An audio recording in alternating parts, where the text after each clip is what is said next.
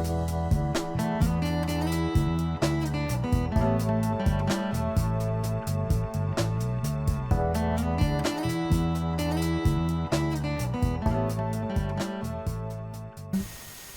so great to have you here today, and I can't wait to dig into our conversation because there's so much to tell.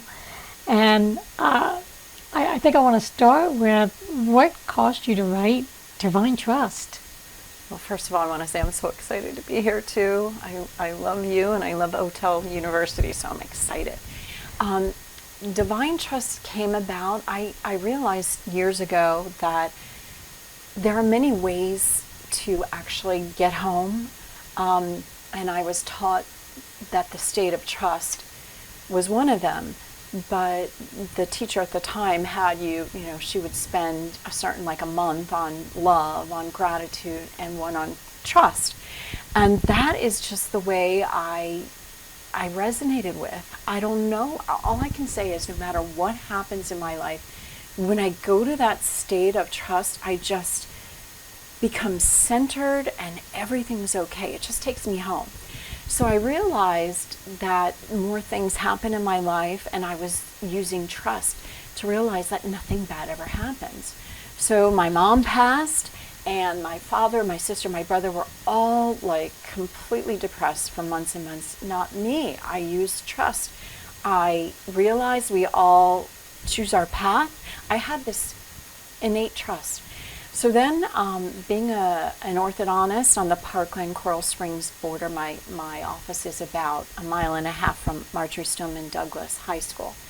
And I'm working on the afternoon of February 14th, 2018, and a mom is standing next to me, and she goes, "Oh my God, there's an active shooter at Douglas." So my heart sank, and within seconds we heard sirens and sirens. I mean, it was nonstop sirens. So one of my patients was actually really great friends with my office manager, and she was sitting next to two people who were shot dead in there. She saw them shot dead in there. There were, I guess, they were 3 desks. They were sitting at 2. She was sitting at 1, and both of her classmates were shot, and she saw it. So she's on the phone with my office manager, and my office manager is trying to calm her down. Well, this is how, you can only imagine. So we stopped work, and we decided to, we were all in shock. We didn't know what was happening. We just knew from this one patient that 2 people had died. We didn't know anything else.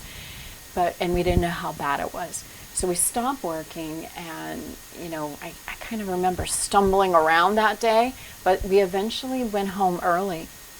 And on the way home, I saw all these cars on the side of the streets. All the parents had abandoned their cars because there was gridlock, and they decided to walk the rest of the way, and I can only imagine. Well, it got worse, of course. The next day we found out that one of our patients, our precious patients, was one of the 17, and then my records technician at the time, her sister was one of them. Oh, wow. It was so impactful. But then after that, all the kids, they didn't come in. We really were shut down.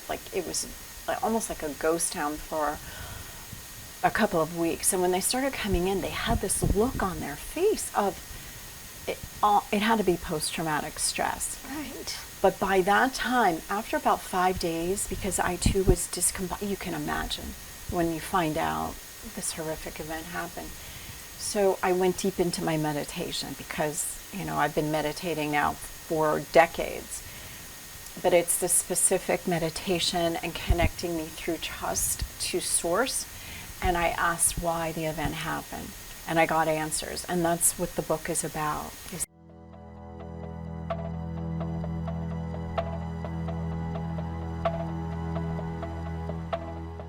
The answers of why does this happen. And that's great that you were able to transform such a traumatic experience into a gift that is for others.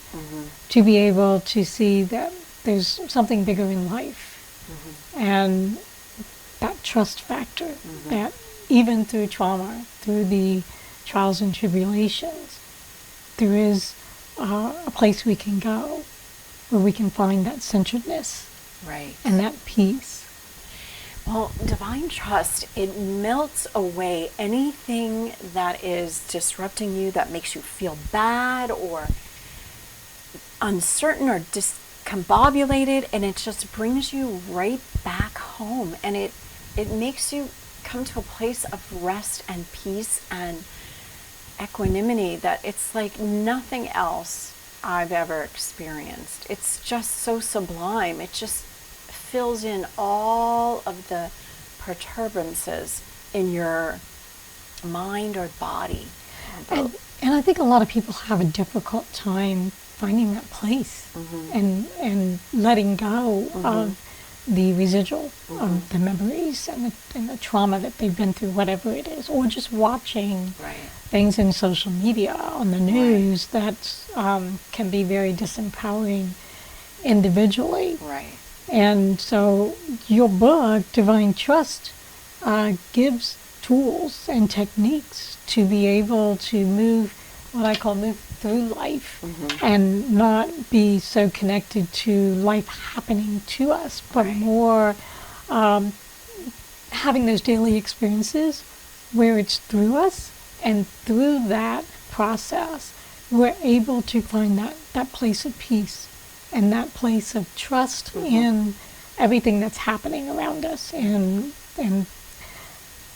you know, we think it's happening to us, but it's really not, because there's so many principles and so many things that are involved.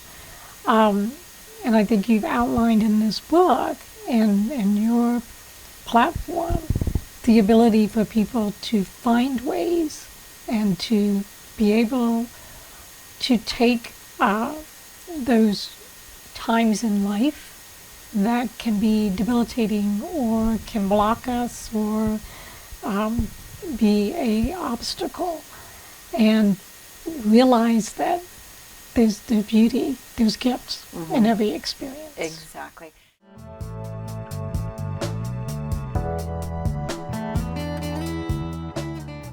So it's, in my mind, in my perception, it's super simple.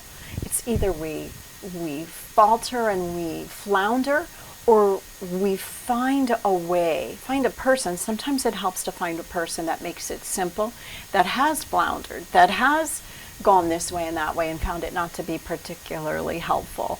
But I feel like I realize I no longer suffer. No matter what happens to me, I no longer suffer.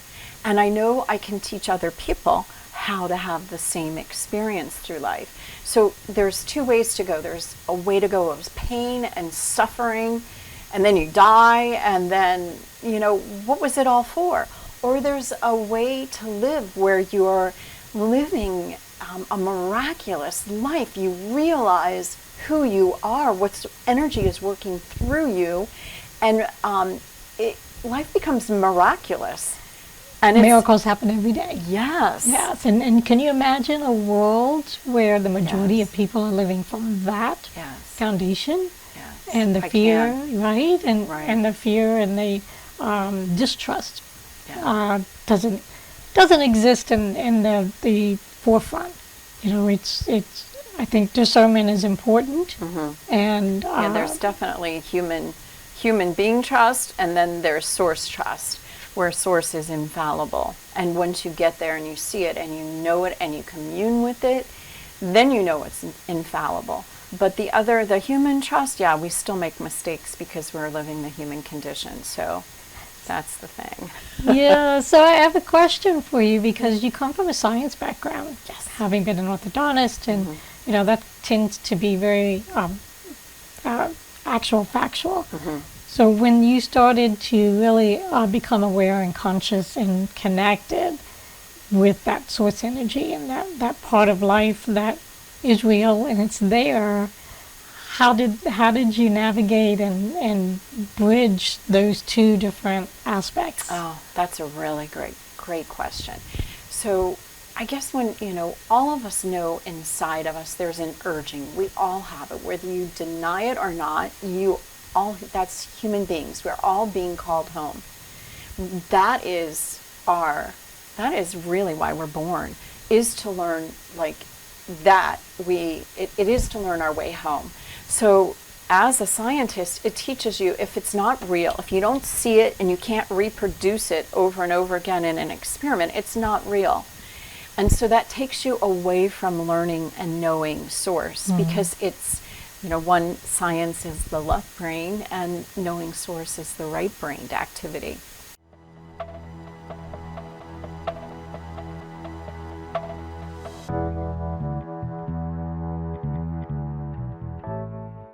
And luckily, when I was little, I realized I manifested a horse into my life, which was cool. And I was 12, I think, 10 or 12 at that time. So I realized, well, I thought about it, and some lady gave me her horse. So that made me think. But then, science, it takes you, and your life is all about learning. So you don't really have much time to devote to it. But I started meditating when I was 16 or 17 with Transcendental Meditation. I didn't find it particularly helpful, but it did thin the veil. It did help me. It did help awaken my right brain. So here I am going through years and years of science and years of meditation.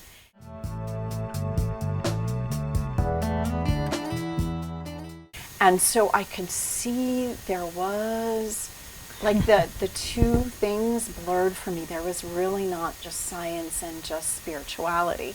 They merged. And I can see it, but you don't see it with the mind. You see it with your consciousness or your spirit or your the soul. heart. Yes. Or the heart. Well, I think it's all the same. I don't really differentiate between soul, spirit, heart, consciousness. I think that's all one and of the same. But I do think that's how we're supposed to operate. And the mind, once you surrender to this energy that I call divine trust, your mind starts to think the thoughts of that source. You realize, and everybody is the same way, but they don't realize it like I do, that it's God is looking through our eyes, moving our hands, speaking through our voice, thinking the thoughts. I surrender to this energy every day before I get out of bed. I surrender to it, and I let it use my body as the vehicle for expression and speech. And I think that's where it wrote itself.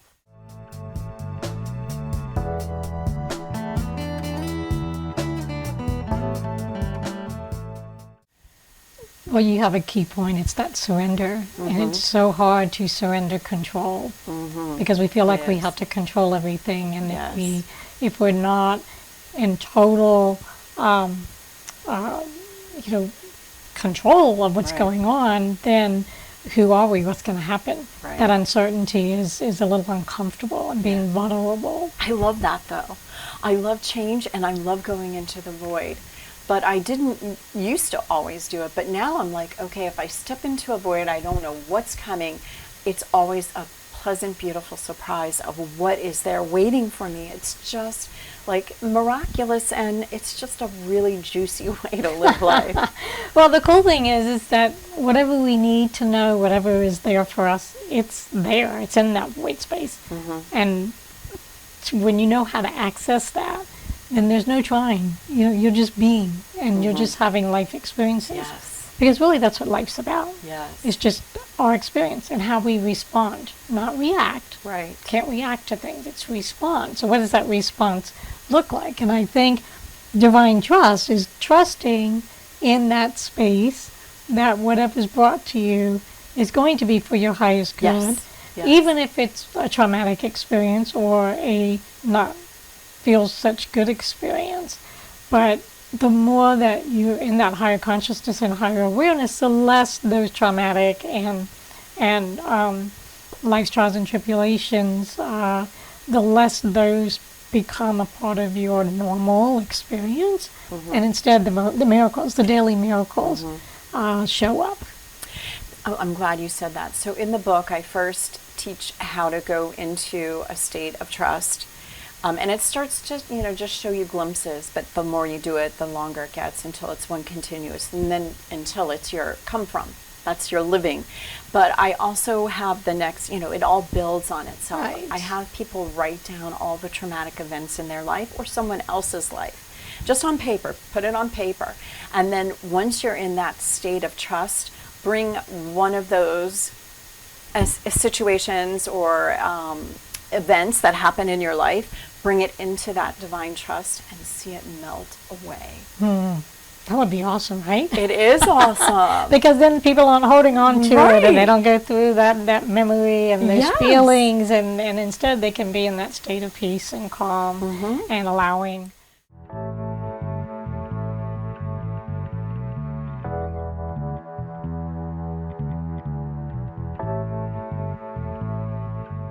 Can you imagine if those Parkland kids could do that? If they could take that event and they put it into that energy and watch it be dissolved and just melted away, and then realize that something about that event was meant to transform them, the community, the world, Yes. you know, and make us better than what we are right now.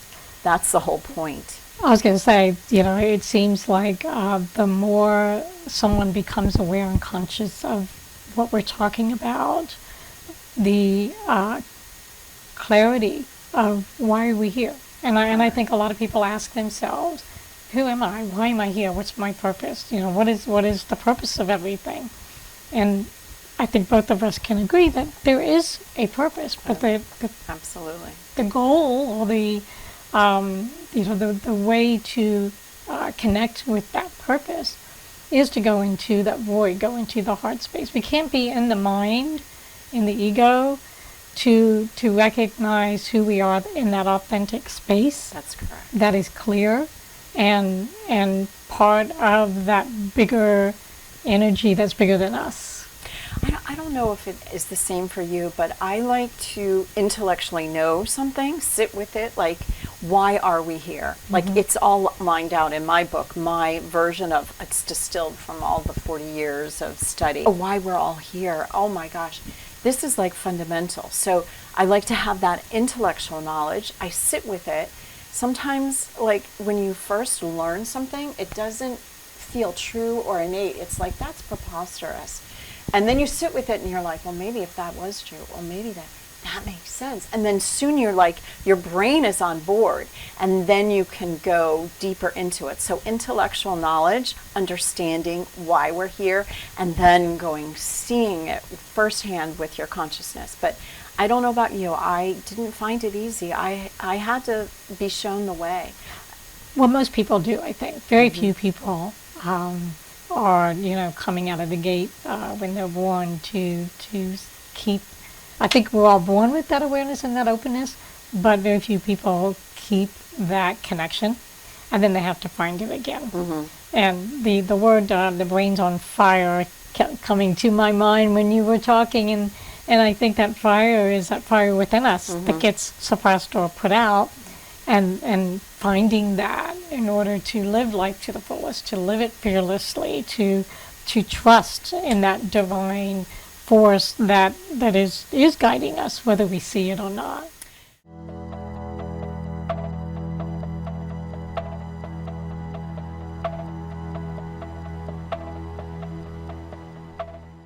Do you feel like, though, like, think back, like you talked about being a child, having that knowledge or that openness, and then it gets, like, trained out of us. Yeah. But can you still see how you had a hunger deep inside? Everybody has that deep hunger, but they just don't know how to fill it. They don't know what's the reason for it. But the reason is that we are expressions of the divine. I mean, that is absolutely, literally true. But we don't realize it, and we don't know how to tap it and get there. And that's what I'm here to is to teach that. How do we realize that we are God incarnate? Yes, that's a huge task to undertake when there's so much unconsciousness that people don't realize that, don't understand it. I think now's the time. Well, it definitely is a stressful time for many, and to live life on a daily basis in fear and in stress and uncertainty is debilitating and creates sickness and disease. And we're fortunate that we don't live in that paradigm. We have a different perspective. That divine trust perspective. And we know that as long as we keep our focus on what works for us and what we know allows us to feel good, then whatever's going on in that external world doesn't impact our personal experiences. And instead, we're uplifting others. So what you're doing with this is to uplift others, to help them to become aware of where are they in their life, in that trust and that understanding, and do they have that connection? Can they get that connection, or how can they get that connection? So what you're teaching and where you're taking your platform is to be that guide and to be the person who can show people the way in a very graceful balance between the science and the spirituality, so that it's understood from the left brain and the right brain. Exactly.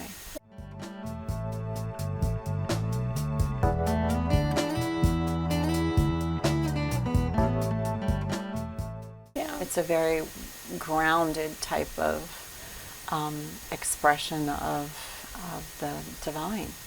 And I know it, and I just want to add to something that you're saying, Eileen, is that I feel or sense, and I'm sure a lot of us do, that there's kind of an urgency that more of us need to wake up. There's an urgency that we need to change the way we're operating now as a human species, or, I don't want to say it because I don't want to bring fear back into their lives, but there is an urgency and a pressure almost. And everyone, if you're listening and you feel that, know that this divine trust helps that go away. It helps you feel confident and sure in yourself and what's going on. And then everything just is wobbling or out of harmony becomes in harmony, and you can withstand anything, and you become the point of harmony for the rest of the planet. And that's what it's like, a domino effect, and then we change the whole planet.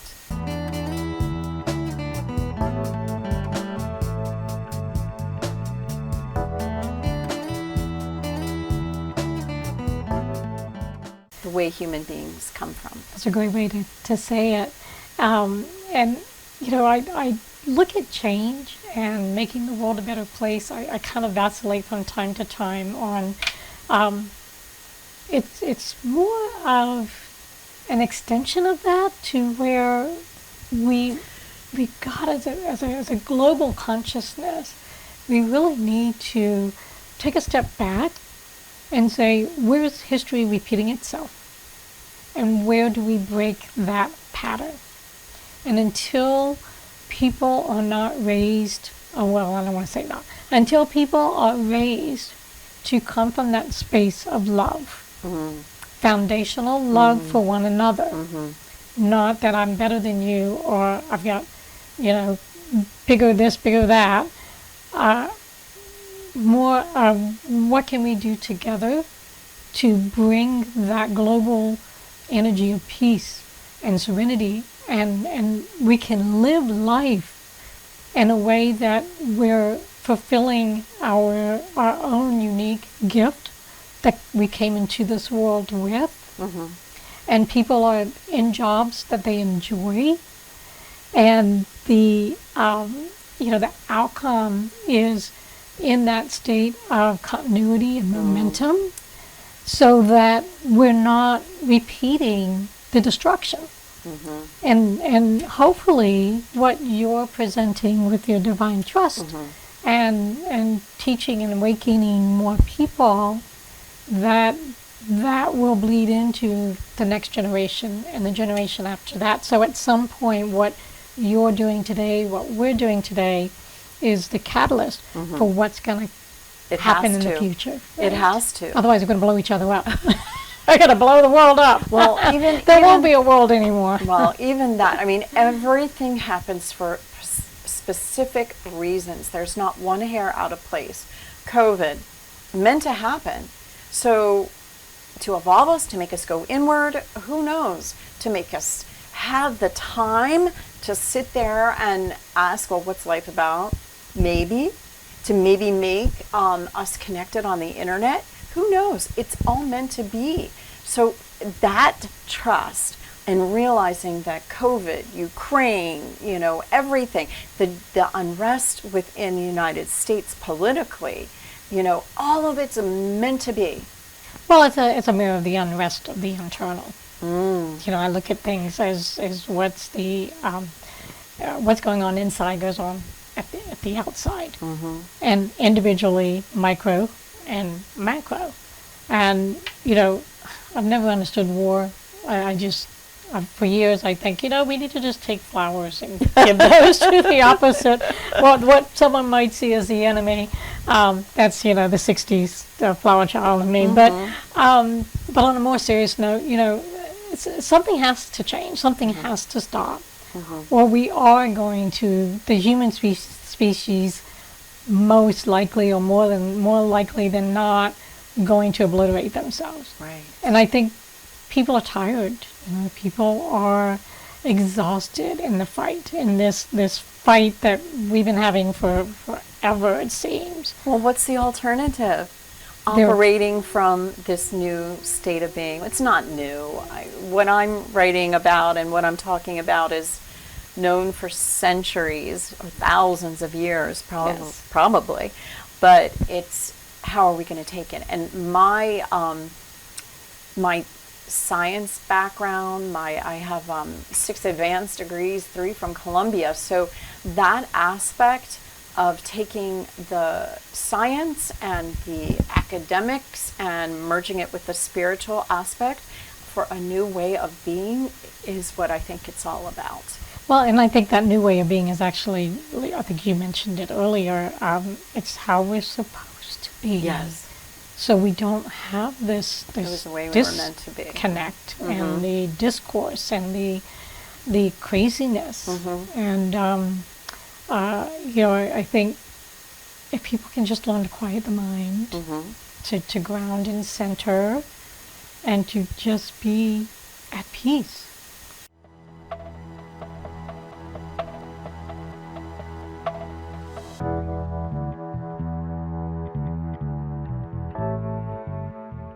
Be super speedy.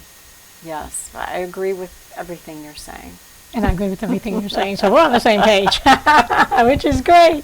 So I think we've hit a good highlights on who you are and your book, and that everybody matters in the world, and each individual has a gift to bring to the table and to each other.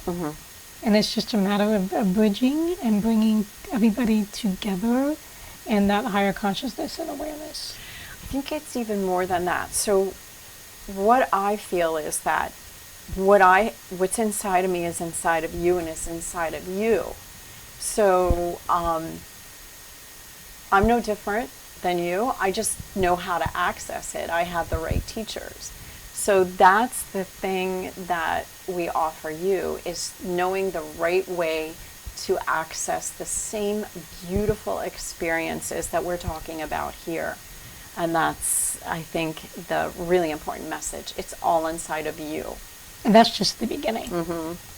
There's a lot more beyond that. Well, I want to say, Nancy, this has been awesome. It's been a great conversation, and we will definitely be talking again. Yes. And seeing where your pleasure. Divine trust takes us and takes the world. And I wish you all the best with where this goes, and have a great rest of your day. Oh, thank you. You've been so awesome. I really appreciate the chance to talk with you and to share this with your community. You're welcome. You're welcome. Thank you. Thank you, Eileen. And thank you for watching.